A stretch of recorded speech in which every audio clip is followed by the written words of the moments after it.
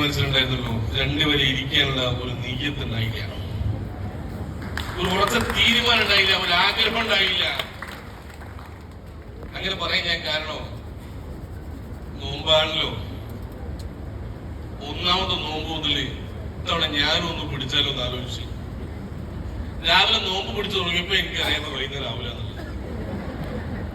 അങ്ങനെ വിചാരിക്കും എനിക്ക് ക്ഷീണം കൂടെ തുടങ്ങി. വൈകുന്നേരം 5 വരെ പിടിച്ചു നിന്ന് ഞാൻ തിരിച്ചു റമീസോട് പറഞ്ഞ്, ഇനിയും പിടിച്ചു നിന്ന് കഴിഞ്ഞാല് ഇനി എടുത്തുകൊണ്ട് വണ്ടി നിറക്കേണ്ടി വരും, ഏതെങ്കിലും ഒരു ജ്യൂസുകൾ നമ്മൾ നിർത്തറ.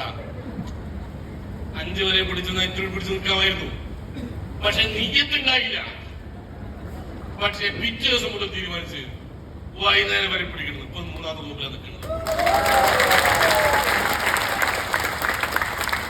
എപ്പോ തീരുമാനം വന്നോ അപ്പൊ എനിക്ക് വിശപ്പില്ലാതായി, എപ്പോ തീരുമാനം വന്നോ അപ്പൊ എനിക്ക് ദാഹമില്ലാണ്ടായി. നടക്കൂലോ തോന്നിയപ്പോ ഇടയ്ക്കൊരു ദാഹം വരാൻ തുടങ്ങി.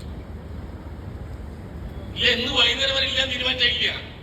പിന്നെ ഇതിനകത്ത് എന്റെ ഇസ്ലാം വിശ്വാസങ്ങളായ സുഹൃത്തുക്കള് നോമ്പ് തുറക്കുമ്പോഴല്ല എന്റെ അവസ്ഥ. ഇന്നലത്തെ എന്റെ നോമ്പ് 1 നോമ്പാ. കാരണം ഇങ്ങനത്തെ നോമ്പ് തുറക്കുന്ന സമയത്ത് വീട്ടിലെല്ലാം കാര്യം റെഡിയാക്കിയിട്ടുണ്ടാവും. ഈ ഇവർ എന്നെ ഭാര്യ കയറാത്തോണ്ട് അവൾ 8:15 എന്നല്ല ഭക്ഷണം തന്നു. അതുവരേക്ക് നോമ്പാ. ഞാൻ റമീസോട് പറയും, റമീസെ തുറക്കാൻ ഇങ്ങനെ വിളിച്ചോണ്ടിരുന്നു, ഞാൻ ഇത് പിടിക്കുന്ന പോലെ എന്റെ ഭാര്യക്കാട്ടിയില്ലെങ്കിൽ ഒരു സമയത്തുണ്ടാക്കി ഞാൻ കുടിയില്ലേ. അപ്പോ തീരുമാനം എടുത്തു കഴിഞ്ഞാൽ സമയം പ്രശ്നമില്ല, ക്ഷീണമില്ല, ആവേശമുണ്ട്. അപ്പോ ഇപ്പൊ ഇന്ന് ട്രെയിനിങ്ങിൽ ഇരിക്കുന്ന പോലെ തന്നെ ഈ ഓപ്പർച്യൂണിറ്റി അത് കയറി നിന്നാലും കുറെ ആൾക്കാർ നേരത്തെ ഇറങ്ങും. ചില ആൾക്കാർ മനസ്സോട് തീരുമാനിക്കും, ഞാൻ അവസാനം വരെ കഴിഞ്ഞിട്ടേ പോകുള്ളൂ. അങ്ങനെ തീരുമാനിച്ചാലപ്പോ കൊടുക്കുന്നത്. അന്ന് പോയ എത്ര ഉണ്ട് ഇതിനകത്ത്? നിങ്ങൾ വിചാരിച്ചോ ആകെ മൈലൈഫിലേക്ക് ഇത്ര ആൾക്കാരെ വന്നിട്ടുള്ളൂ? നിങ്ങൾക്ക് മുമ്പേ എത്രയോ മുമ്പേ വന്ന് നിർത്തിപ്പോയ 100 ആയിരക്കണക്കിന് ആളുകൾ നാട്ടിലുണ്ട്.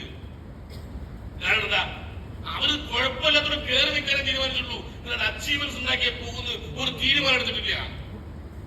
തൊട്ടു മുമ്പേ സംസാരിച്ചു പോയ എന്റെ പ്രധാന ലീഡേഴ്സ് അത് പഠിക്കട്ടെ. അതിനു മുമ്പേ സംസാരിച്ച ഇന്നത്തെ ബ്രാൻഡ് ന്യൂ NTC ആള് ഒരു പ്രവാസിയെ നാട്ടിൽ വന്ന് അയാളുടെ ബിസിനസ്സിലേക്ക് സുഹൃത്ത് പരിചയപ്പെടുത്തി. ഇന്ന് അവർ രണ്ടുപേരും ഒരേ സ്റ്റേജിൽ നിൽക്കുകയാണ്. അതായത് ഈ ഓപ്പർച്യൂണിറ്റി കൈ കൊടുത്തപ്പോൾ അയാൾ തീരുമാനിച്ചിട്ടുണ്ട്, നിങ്ങളൊപ്പം ഞാൻ ഉണ്ടാവുന്നു. അതല്ലേ? അതുകൊണ്ട് തന്നെ ട്രെയിൻ ബോർഡ് മാറി എഞ്ചിൻ മുമ്പിലും പിറകിൽ ഇഷ്ടം പോലെ പോവുകയുണ്ടാവും. എല്ലാം കണക്കട, അതങ്ങനെ പോയിക്കോളൂ, വഴിവിട്ട് പോകുന്ന പ്രശ്നമില്ല. അതായത് വരുന്ന സമയത്ത് തീരുമാനിച്ചോളോ, അറ്റം കണ്ടിട്ടേ പോകുള്ളൂ. ആ തീരുമാനം എല്ലാവരും ഒറ്റയടിക്ക് എടുക്കുന്നത് ഞാൻ പറഞ്ഞിട്ടില്ല. ഇത് 100% ശരിയും സത്യസന്ധമാണെന്ന് ബോധ്യമുണ്ടെങ്കിൽ ആ തീരുമാനം എടുക്കേണ്ട ആവശ്യമുള്ളൂ. എളുപ്പത്തിൽ കുറെ പണം ഉണ്ടാക്കാനുള്ള ഓപ്പർച്യൂണിറ്റിക്കകത്ത് എല്ലാവരും ഇറങ്ങിത്തിരിക്കുന്നവരിക്കും ഞാൻ പറയില്ല.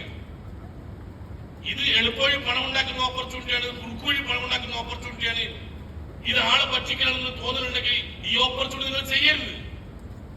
പകരം ഇത് 100% ശരിയും സത്യസന്ധമാണെന്ന് ഞാൻ പഠിച്ചപ്പോ എന്റെ മനസാക്ഷിക്ക് ബോധ്യമായി. ഇത് ഞാൻ പറഞ്ഞുകൊണ്ടേ നിൽക്കും.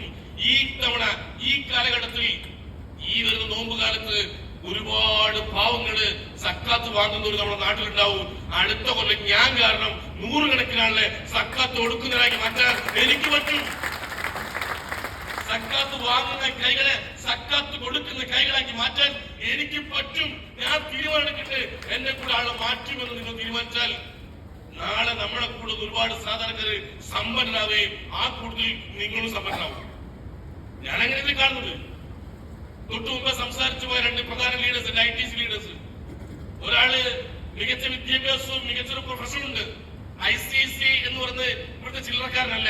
ആ ICICIയിലെ മാനേജറായി പ്രവർത്തിച്ചുകൊണ്ടിരിക്കുന്ന സുബീഷ് സാറ്. അതേ സമയത്ത് മറ്റ് 2ാമത്തെ ഓർഗനൈസേഷനിൽ വന്ന ആള് വിദ്യാഭ്യാസ യോഗ്യതയോട് വളരെ പിന്നിൽ 7ാം ക്ലാസ് വിദ്യാഭ്യാസം മാത്രമേ ഉള്ളൂ, 650 രൂപയുടെ കൂലിപ്പണിക്കാരൻ. അയാൾ ബിസിലേക്ക് വന്ന്, 2 പേരും ബിസിലേക്ക് വന്ന്. ICICIയിലാണ് ജോലിയെങ്കിലും 21 ജപ്തി നോട്ടീസ് അയാളെ കയ്യിൽ നിന്ന് പറഞ്ഞു.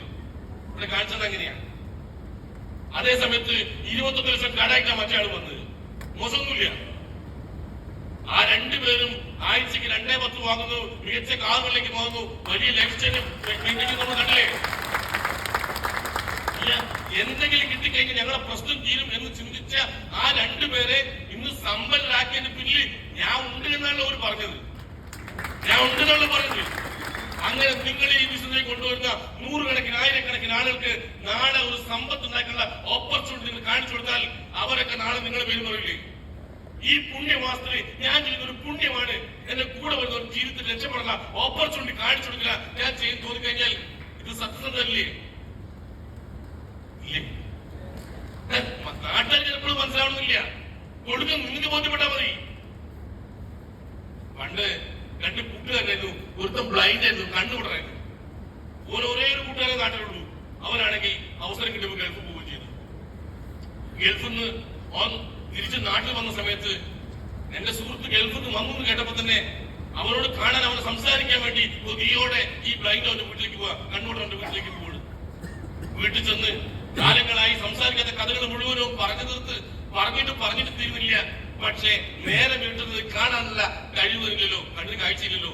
അപ്പൊ നേരെ വീട്ടുന്നത് കണ്ട സമയത്ത് ഗൾഫിൽ നിന്ന് കൂട്ടുകാരൻ പറഞ്ഞ്, എടാ പറഞ്ഞ കുറച്ച് സമയം പോയി തന്നിട്ടില്ല, നീ സന്ധ്യ ഇരുട്ടായി, ഒന്നുകിൽ നീ ഇന്ന് ഇവിടെ താമസിക്കും, അതല്ലെങ്കിൽ നീ ഇപ്പൊ ഇറങ്ങണം. അവന്റെ സേഫ്റ്റിക്ക് വേണ്ടി ഇറങ്ങാൻ പറയണ്ട, അല്ലെങ്കിൽ ഇവിടെ നിങ്ങൾ ഉറങ്ങില്ല, എനിക്ക് ഞാൻ നാളെ വരാം, ഞാൻ ഇറങ്ങുമെന്ന് പറഞ്ഞു. ആ ബ്ലൈൻഡ് വീട്ടിൽ നിന്ന് ഇറങ്ങി പോണ സമയത്ത് ഗൾഫിൽ നിന്ന് കൂട്ടുകാരൻ പോലെ എന്തെങ്കിലും ഒരു ഗിഫ്റ്റ് നിനക്ക് തരണ്ടേ, അത് ഞാൻ കൊണ്ടുവന്നിട്ടെന്ന് പറഞ്ഞിട്ട് അവന്റെ കയ്യിലേക്ക് ഒരു ഗിഫ്റ്റ് കൊണ്ട് കൊടുത്ത്. ഗൾഫിൽ നിന്ന് വന്നവന്റെ വീട്ടിൽ കുറെ ആൾക്കൂട്ടങ്ങൾ ഉണ്ടാവും. അവരെല്ലാരും നോക്കുകയാണ് എന്താ ഈ കണ്ണുകൊണ്ടവൻ ഗിഫ്റ്റ് കൊടുക്കുന്നത്. നോക്കുമ്പോ കത്തിച്ച് പിടിച്ച ടോർച്ച് ആകുമ്പോൾ കൈ കൊടുക്കുന്നത്. ഒരു ടോർച്ച് കത്തിച്ച് കൈ കൊടുക്കുക, എന്റെ ഗിഫ്റ്റ് ആകുന്നതിന്. ടോർച്ച് കൈ കിട്ടിയ സമയത്ത് ഈ ബ്ലൈൻഡ് കണ്ണോടെ ചോദിക്കാണ്, എടാ നീ എന്നെ കളിയാക്കണോ? ഈ സാധനം എന്താ? ഞാൻ കണ്ണുകൊണ്ടല്ലടാ, എനിക്ക് ടോർച്ച് ഉണ്ടെങ്കിൽ വെളിച്ചുണ്ടെങ്കിൽ ഇല്ലെങ്കിൽ എനിക്ക് ഒരേപോലെ നീ എന്തൊരു ടോർച്ച് എന്നത്. ആ പറഞ്ഞു, ഞാനൊരു സമ്മാനം നിനക്ക് തന്നിട്ടുണ്ടെങ്കിൽ അതെന്തിനാ നീ എന്നോട് തിരിച്ചു ചോദിക്കേണ്ട ആവശ്യമില്ല, നീ അത് കൊണ്ടായാൽ മതി. അവൻ വീട്ടിൽ നിന്ന് പതുക്കെ ടോർച്ച് പിടിച്ച് ഇറങ്ങിപ്പോയിട്ട് മെയിൻ റോഡ് ക്രോസ് ചെയ്യുമ്പോ അവന് വരുന്ന വാഹനങ്ങളെ കാണാൻ കഴിഞ്ഞില്ലെങ്കിൽ ശരി, ഈ ടോർച്ച് ഉള്ളതുകൊണ്ട് മുമ്പൊന്നും പറഞ്ഞു വരുന്ന വാഹനങ്ങൾ നിർത്തിക്കൊടുത്തു. അവൻ കൂടായി റോഡ് ക്രോസ് ചെയ്ത് പോയി. കിട്ടുന്നവരറിയില്ലെങ്കിൽ കൊടുക്കുന്നവരറിയാം എന്തിനാ കൊടുക്കുന്നത്. ഈ ഓപ്പർച്യൂണിറ്റിക്ക് ആദ്യമായി കൊണ്ടുവന്ന പക്ഷേ നിങ്ങൾക്ക് ഇത് ബോധ്യമായിട്ടുണ്ടാവില്ല. പക്ഷേ തന്ന ഞങ്ങൾക്കറിയാം ഇതിന്റെ വില എന്താണെന്നുള്ളത്. ഇന്നലെ കൈനേറ്റ് കൊടുത്തത് ബോധ്യപ്പെട്ടിട്ടുണ്ട്.